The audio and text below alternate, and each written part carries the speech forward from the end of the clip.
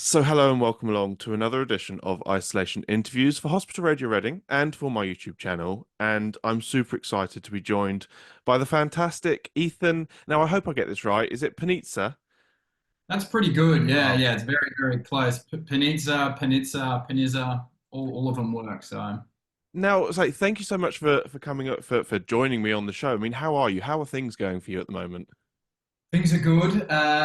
Things are, just obviously a little bit of excitement around the camp with what's sort of just gone to air, and finally seeing sort of all that work sort of on the screen, which is very, very exciting, and always fun to show some of the boys at work, what you do on this, outside of being an electrician. So yeah, it's very exciting. Now, obviously, we're going to talk about Death in the Outback Week because it's fantastic. But first of all, I mean, obviously, you weren't people may not know, but acting isn't your first sort of career move. So where did it all begin for you? How did you get into acting, and what were you doing before acting? Yeah, yeah. So basically, I was heavily into AFL growing up, which is Australian, football league, Australian rules, and grew up playing that. My dad's a Hall of Famer in Western Australia, and quite well known and well regarded. And it was my dream to sort of follow in his footsteps and do that. But I always had like that was always the plan initially, but I always said, you know what, once I've done that, I want to get into acting. It was just something I always knew that I wanted to do from, the first play I was in, which I think I was probably, I think six. My sister cast me in the family play in the lounge room. I played a Boo, a lad from Aladdin. Didn't have any lines. I think I just ran around like a monkey, and I think from then on in, I was hooked doing all school plays, and it was just something I really, really enjoyed. But yeah, football for a very long time was my whole entire life, and I was sad to sort of leave it behind. But when something pulls at you hard in your life, and you want to give it a go, you don't want to sit there when you're 60 or 50 years old going, I really wish that I gave that a crack. So I just put all my cards on the table and packed my bag and basically told my dad that I was moving to Sydney to become an actor at the airport. And yeah, the rest is history. It's just been, really, it's been a bit of a roller coaster. I think it was about 10 years, I think I've been in it now. And funny enough, which not many people, I don't think I've ever said before, but my first audition was actually Neighbours in a class that I got from a class from a school called TAFTA that came over, and that I actually went and studied at after, but came over to Perth, and I signed up, and I came after a football game. It was about 40 degrees that day. It was really hot, and I came in late. And luckily, the teacher John Orchik, he was into his footy as well, and he took a we just became mates pretty much straight away. And after that, he sent me an audition, and that's when my relationship with sort of Thea McLeod of sending me auditions sort of started. And she's always sort of kept me on the page kept me in auditions, or if anything interesting sort of came up, she's always been the first to get in touch. And finally one stuck, and I was so happy that it was Heath. I mean, do you remember which character it was that you originally could have been back in the day? I kind of remember. I think I'm not 100% sure, but it might have been the one that James Mason got. I think it could have been. It could Chri- have been that one. Chris Pappas? Yeah, yeah, yeah, yes. So, and me and Jimmy, funny enough, got to work again on Playing for Keeps. So, it was kind of like a full circle moment when that happened. But I've auditioned for quite for a couple of roles on Neighbours, and I just as you say, in life, you get the things you're supposed to, and you don't the things you're not supposed to. And when you see other people do the roles, you go, oh yeah, I can see why. And when I got this, I was like, now it's my turn to see why I got this one. And it just yeah, I was so happy. Now, I mean, Playing for Keeps was a show which obviously aired in Australia, didn't really get a release here in the UK, although I do think it's available on one of the streaming platforms, so I recommend people go and check it out. But tell us a little bit about your role in that, and about the premise of the show, because it is a great show. Yeah, it was really good fun. And again, another 10 project. 10 seems to be my biggest supporters, I think, at the moment, you'd say. But yeah, so it was basically about the wives, boyfriends, girlfriends of footballers in yeah, in the AFL world. And funny enough, coming from that world of playing professional football, I at waffle level, I was kind of like, oh, that's behind me, and it was just really funny that my first lead, recurring in a series happened to be playing an AFL footballer, and I was like, oh, well, I can understand this, and then as more as the role unfolded in the callbacks and director meetings, you find out that not only do I get to play an AFL footballer, I get to play the first gay AFL footballer, which was just a story that you kind of go, oh, this is fantastic, this is going to be great, and it hasn't been done before or hadn't been put on TV before, and just the care that the writers took with that character and what they did with it, and you know the real sort of things that it touched on. It was pretty powerful, to even be a part of and to experience that stuff and to meet some people that are not out or any, what I mean, very like, and it was just and still not. So it's just like it felt like anything that I do, whether it's acting, taking the rubbish out, trying to win the chook raffle down the street, I give like my best. And if I'm not fully committed and not 100% all in, then I feel like crap. And it's like, why do it? Because there's someone that would give it everything that they have, and I want to give respect to those other actors, and especially the people out there that would kill for the opportunity. So I feel like any opportunity I get, I make sure that I do all the research, dive headfirst, and just give it my best and hope for the best, basically. Hope the editors like me, really, because they're the ones that cut everything together at the end of the day. So, yeah. Because also for any Neighbours fans out there, it had a great cast as well. I mean, yourself, also, the likes of Madeline West, who people will know for playing the role of Dee on Neighbours, as well as Olympia Valance, who played Paige. So getting to work with those people must have been so much fun. Well, it was so much fun. And I mean, as I said, James Mason, CC Peters has just appeared on Neighbours recently. I think Jackson Gallagher went on Neighbours. I think Isabella did something potentially on Neighbours. It was like everyone's. I was kind of like, when's it my turn? Like, come on, give Rusty a crack on Neighbours. I think it's time he gets on there. So yeah, we've.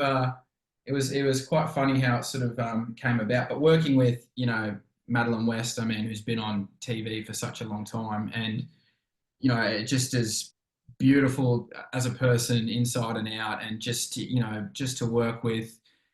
It was sort of a big thing, and you have stresses of that you can go through, experience sort of something like that for the first time. But she's the first one that'll come up and give you like just a massive hug and make you feel welcome, and she's just, I can't say anything nicer about. She's just that she honestly is such a nice person. And Limp, well, she's well, I mean, fantastic news recently. She's fallen pregnant, which is awesome to see, and she was awesome to work with too. She was really, she kind of would invite you in and show you around, and she's so well connected that just talking to her, it's just a great time. So yeah, they were lovely. I mean, I had the pleasure of interviewing Olympia on a couple of occasions in person when she visited the UK, and I can second that. She is fantastic, such a nice, bubbly person who just genuinely cares. So, yeah, I thought I'd just mention that as well. Um, Yeah, n- absolutely. Yeah, she's lovely. She's honestly so cool. Yeah. Now, obviously, let's talk about Neighbours because this is, people are loving it at the moment. I mean, you were only, this is the funny thing is your character made such an impact, yet you were only actually on it for about a month, which it Yeah. feels like it's been longer. But I mean, how much of that character did you know when you went in? How much were you told about the story of Heath? So I think my audition scene was, when Holly and I are in the bed and we're kind of talking about this is like a big house, it's like, whatever it was, that one. And it was one other that wasn't anything to do with anything. And so that's all I knew was just that. And I was like, okay, I know he's American. I know he's a bit suave. He's sort of upper class. And you kind of like, you don't get a lot. So you've got to kind of create a little bit with what you have.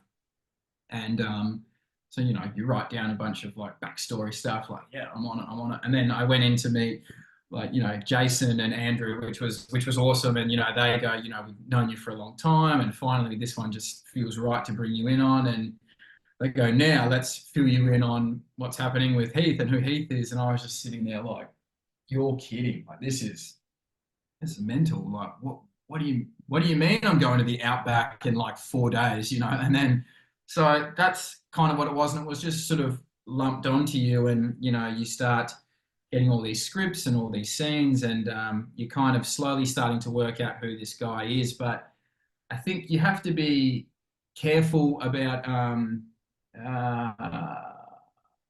kind of like, because when you're pinned to be, say, a villain as such, the villain doesn't see themselves as the villain, right? So as much as, you kind of, you're like, this is exciting, I had to really kind of find who this guy was basically. So, I etched out a story about him and how he grew up and all this stuff. So, when everyone you would hear on, things being said like, oh, he's a bad guy or this, that, and the other, I was sitting there like, well, you just don't understand him. Like, he's not a bad guy. He's obviously just, putting, because you just can't think like that. You can't judge who he is. And it's just, you understand what you've sort of put into his past and who he is. And, you know, um, he's just, he was a guy that had a bit of a tough upbringing, and as I kind of bought in for myself, and then is thrown into this situation, and then with Tess, who brings him in, and there's trust there, and it's exciting, and he sees her as this powerful female, and that's attractive to him. That's the power she brings, and her wealth of knowledge in the business world. And then, as love is very unpredictable, he goes to Ramsay Street and has a meet cute with a girl named Holly. And sometimes when you have that spark, or that spark with someone, or you meet that person, there's all bets are off. You know what I mean? Like, it's kind of uncontrollable, and then that just keeps growing and growing. And for me personally, or for Heath, that relationship felt real, and that felt genuine, where Tess was more of a means to an end.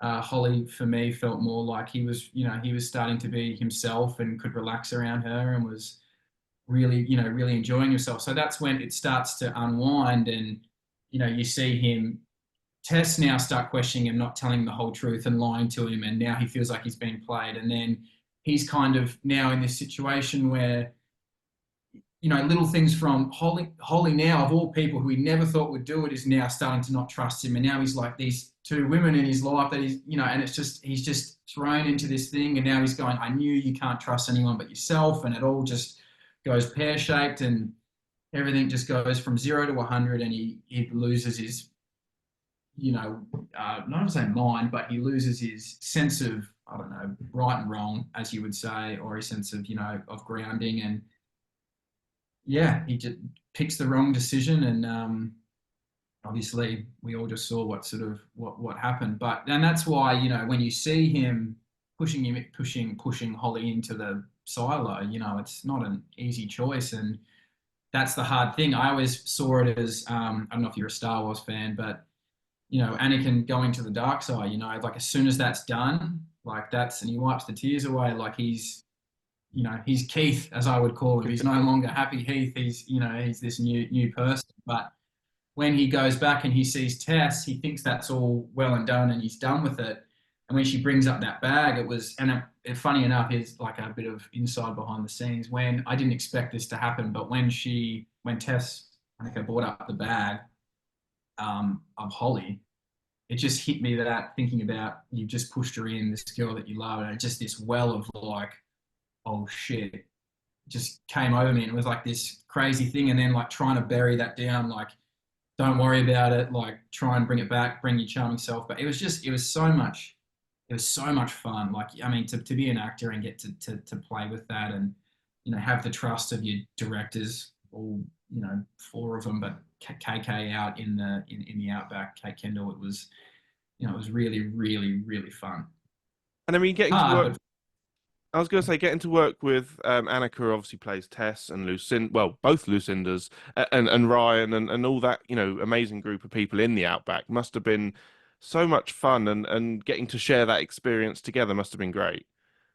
oh, I got goosebumps when you mention their names, just because you've grown up. What, especially Ryan, you know what I mean? Like I remember my first scene with him was when I went into his law firm. Like, I need to sign some papers or something like that. Like it was something to do with that, and I just had to like pull him aside and be like, I just need to meet you. I just need to say hello. I need to get all this over and done with. Otherwise, I'm going to be walking in going, it's going to be Ethan going, holy shit, it's Toadie. You know what I mean? Like, what do I do? And so I had to get all those. But he's so generous as an actor, and in the Outback scenes, like in that, yeah, him and obviously Lucinda as well, everyone you work with, but those two just really like in that my first scene with him in the Outback was when they were tied up, and I was like coming off because I was working nearly every scene when we were out there. It was long, long days and hot, like 45 degrees in the shade, and about 9 flies a minute you're swallowing, so it was hectic. And I remember just being lethargic and blah blah blah blah. And then I walked in there, and Ryan's just energy when you go in, just I mean, it was just so it was like you just so catchy. Like you're like, holy crap! All right, I'm in Vic. I'm like, let's go, let's do it. And after doing that scene so many times, funny enough, like your adrenaline's going because it really like the setting, the heat, like it feels it's so much different than being in the studio. So it felt really real, and your heart's beating, and I was dehydrated. I went out the back after that, and I just vomited as one lack of another. Like it was intense. It was good fun. I know people are probably like, oh, what? But it really was like when you're really putting yourself through that. As I like to say, everyone knows you're kidding except for your body. Your body doesn't know what's going on. Your body's going, oh shit, we're in this situation. This is this is crazy. So mean, yeah, it's wild. the other thing we have to talk about is obviously the accent, because you are Australian, Yeah. but you play an American. So how tricky was that to do, or had were you already a bit of a master of the accent? I guess like I lived in LA, so I've sort of been back and forth from LA since 2014, I think it is. And I've been doing accent classes on and off for a little while, especially when I was living there. And I would go into when I'm in America, I basically speak American the whole time because I'm very Australian, and from the country. So it was a lot of work to sort of get myself to that point, and I would go into audition rooms or Zoom auditions or in-person auditions, American, for pretty big casting directors, and at the end of the audition, you'd be like, "Yeah, cheers, mate. Thank you very much," and they'd be like, "Wait, what? Where are you from? What do you?" And then they would sit you down, and it was kind of like a calling card of how can you like, that's a great thing because if you go in there Australian, all they're doing is listening for the accent. And when I started on Neighbours, I just kept in my American accent to start with. But I don't know. It's like in Australia, I kind of felt around other Australians. I felt like I was being a bit of a dick, and I was just like, I don't want them to think that I'm being, inauthentic or anything like that. And when you're doing long days and you're surrounded by Australians, it can just be like, all right, I need to breathe. I need to get some Australianisms out, and you start talking a little bit. But I did work hard, and I did some accent classes with my coach just before, just to sort of crisp up some things. And obviously, things will slip through the cracks when you're not doing it 24/7. But the main thing that I was focused on, because you don't want to focus on the accent, because then you're out of it and you're thinking about that instead of being present with who you're acting with. And these actors and actresses, they're you can't do that because they're so good, they'll keep you on your feet. So my main thing was, okay, it may not be perfect. I think it'll be solid. I know I have faith in myself it'll be solid, but what I need to focus on is these relationships and the chemistry and the circumstances, because if that's good, people aren't going to, they can get past the accent, whatever. It's not a big deal. Except for some people on Twitter that want to Right. So, and you shouldn't look at the comments, but I had a look gander, and you have a little, can't help it sometimes. But I just think that, obviously, as well, an American on such an Australian show, it will always be a little jarring to people. That you'll always be able to, it'll always feel a little over the top. But I can tell you that if some of the bigger casting directors in the world, and some directors that I've been in rooms with don't notice it, then I'm not too worried about Brian or whatever his name was on Twitter roasting me. So it brings it back a little bit, so it's all right. And also, it must be quite nice to have had Annika on set because, she's originally from, I think, Boston, so she is American herself. Yeah. So that must have been quite nice. I mean, was she able to kind of, sort of help out as well, or I mean, did she know you were Australian when you first met her? When I first met Annika, she would have, because we had chemistry work with Bailey, the intimacy coordinator, who was fantastic. She was incredible. But yeah, when we first, I think she did. Well, she did ask, because I think I was in and out at that point. I'd be like, every second word would be like American, and then I go back to Australia, and I'd be like, okay, I'm like, what's going on? Like, where are you from? And Boston. Oh, great. And then she's so cool, and I would like listen to her talk sometimes and just get her to, you just certain things to get your ear going. And she was fun to work, especially with the scenes with her. You know what I mean? Like, it's when you're going back and forth American, and I would run things by her as well last minute. Like, is this how you say this? Like, Cairns was the hardest one to come up with, and I had to, try and get reception out where I was with my dialect coach. Like, how the hell do you say Cairns? And it's like Cairns. Like, it's really how I say it in the show is how they say it. And I was like, are you sure? And they're like, yeah, yeah, that's how he would say it. And I was like, okay, and I'll go with it. But yeah, no, Annika was so cool, and her story's cool as well. And Boston. I mean, that's awesome. I've always wanted to go there. So, and it might actually be going there at Christmas time this year. Ooh. So that's actually exciting. Yeah. Now, one of the things you posted, I think it was on Instagram, which we love all these sort of behind the scenes things. I believe you threw a phone into the river that you weren't supposed to. What happened there? Yeah.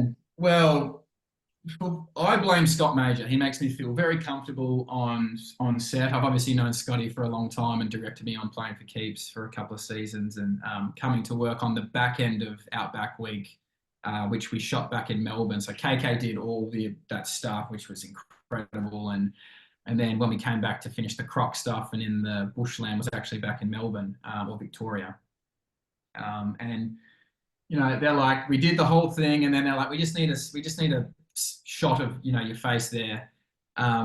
Here's the phone. Don't throw the phone. It's the last phone. Not throwing the phone. No one throw the phone. Everyone's going, don't throw the phone. Don't. And then they're like, and rolling, or sound speed rolling. Ethan, what aren't we doing? I was like, throwing the phone, and he was like, all right, and action. And I was like, fucking threw the phone, and I was like, oh, and that's the most natural thing ever. I thought, I'm dead. I'm done. I've looked the prop guy in the eye, like I've literally, it's like looking at the prop guy and going, I don't care about you, and just throwing it in. And then what you don't see in that is, like, I did that, and then I like walked off and went, oh, I'm coming, like up to Lucinda, because that's the next line, and everyone just fell over like laughing. They thought it was the funniest thing ever, and I've never been so embarrassed. But yeah, no, it was hectic. It was wild. Now we must obviously talk about, that huge exit with the crocodile, which I don't think has ever been done on Neighbours before, death by crocodile. I imagine you didn't go anywhere near an actual crocodile, but tell us about that. What was it like filming that sort of final scene? Well, actually, I just spent a lot of time with crocodile. No, I didn't.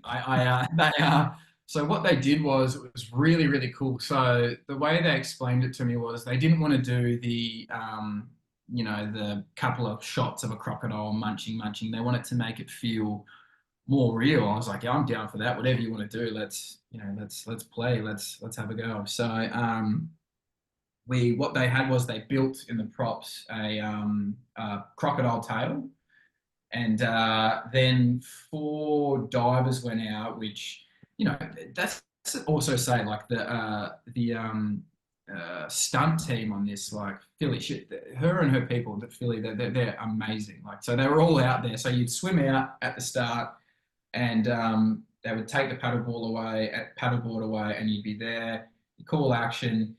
The divers would submerge, and they'd wait for the water to go calm. So where you see me in the water, there's 5 divers around me.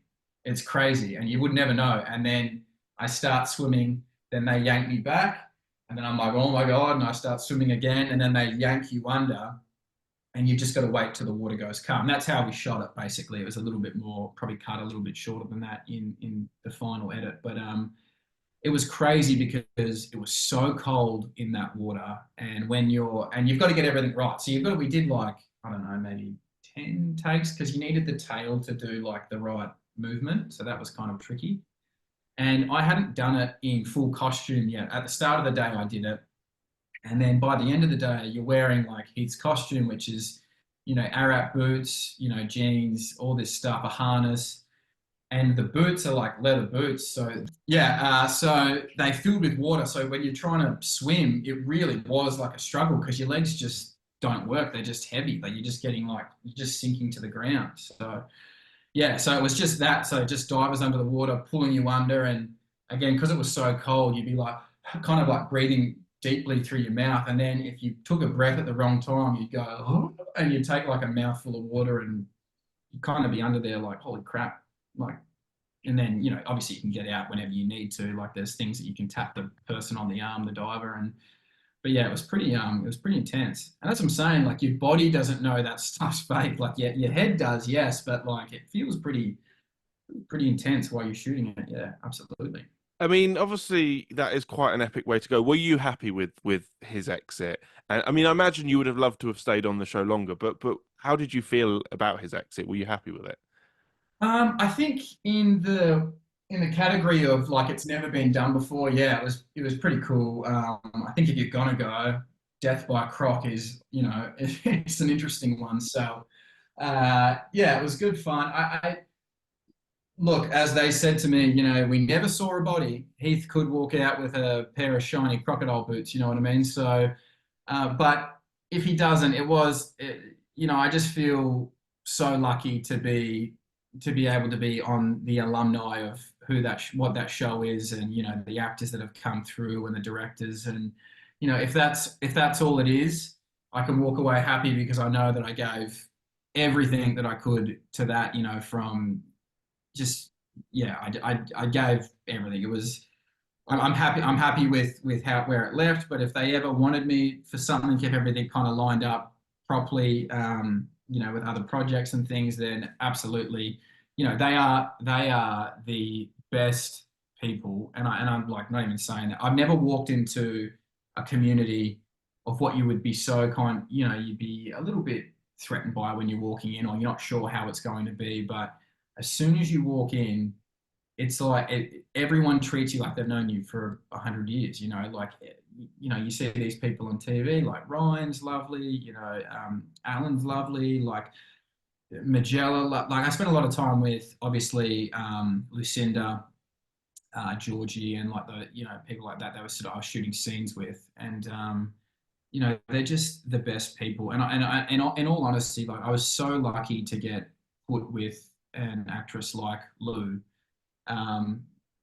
Just for people out there, if they want any insight, she works her ass off. Like she is such a hard worker, and so am I. So, the fact that she would give up time to rehearse, like we worked so hard to try and build this chemistry together, and because we really wanted to do well on screen. I mean, if Neighbours and Amazon, these people are giving putting so much into this, that's the least we can do is to give everything back to them. You know what I mean? So we worked really hard, and Bailey, the Intersmith coordinator, she was great with Annika as well, and myself, and like helping out with all those little things and the little attributes that she would add just to elevate scenes, like when I'm coming in and Holly sort of being more like here, or caressing here, or a kiss on the forehead, what that means versus a kiss on the cheek or a kiss on the lips, or it was amazing. But obviously me and Holly early days, because I shot like only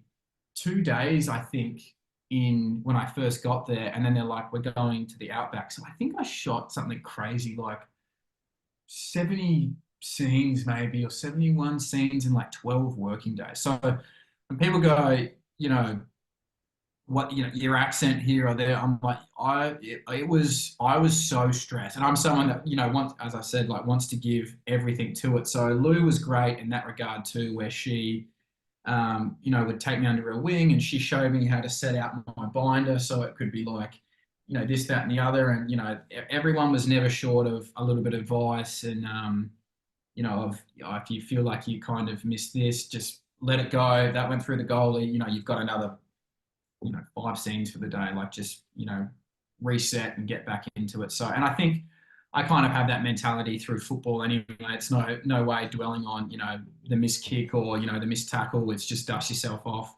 You don't say sorry. You just make sure, you're ready to go by the next one. So, but yeah, no, Lucinda was, she was so cool. She was so great. And, Georgie as well, we got to spend, we got to spend a lot of time out in the Outback as well. And, just get to know each other really, really well. And, the whole cast and crew that went out there, honestly, that Outback week, KK and, Heath, Tony on the cameras, everyone out there, it was such a huge effort. And just to witness it and be a part of it, be a part of it. Sorry, it was so awesome, and everyone just came. It was like, I love camaraderie. Like I'm from team sports, so my favorite thing in the world is to see people achieve what they want or to do well. And I know that sounds corny, but I mean that's just who I am as a person. So I love seeing like kick goals or do well and then feel good in themselves. So that camaraderie of everyone being together and like feeling like we're in the trenches, we're going to war.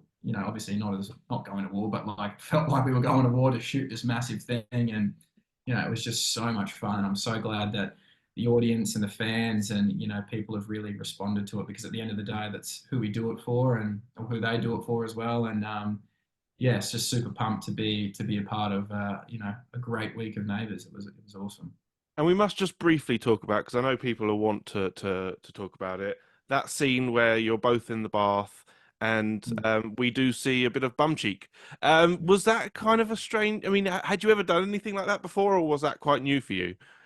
Well, I mean, playing for keeps. I don't know. Channel 10, something with my butt. I don't know what's going on. It's a meme now. So, but no, they did it that then as well. And I think like it's just the human body, mate. To be honest with you, like I'm not really fussed by it. I grew up in change rooms, like from a young age, and you just, I don't know, you get used to it. But obviously, you want to make sure everyone's comfortable. Just because you feel that way doesn't mean everyone else does. So, again, Bailey, the intimacy coordinator, she was massive in making sure everyone felt comfortable. And, in that bath, all the proper procedures, she was so on her game. Like, everyone would turn away. It was a closed set. If anyone had to move, there was towels, there was everything. It was super, super professional. No one ever felt uncomfortable. And I think that was the big thing for me and Lou. Like, we knew that we had some scenes like that, and, we're kissing a fair bit, and no one wants to feel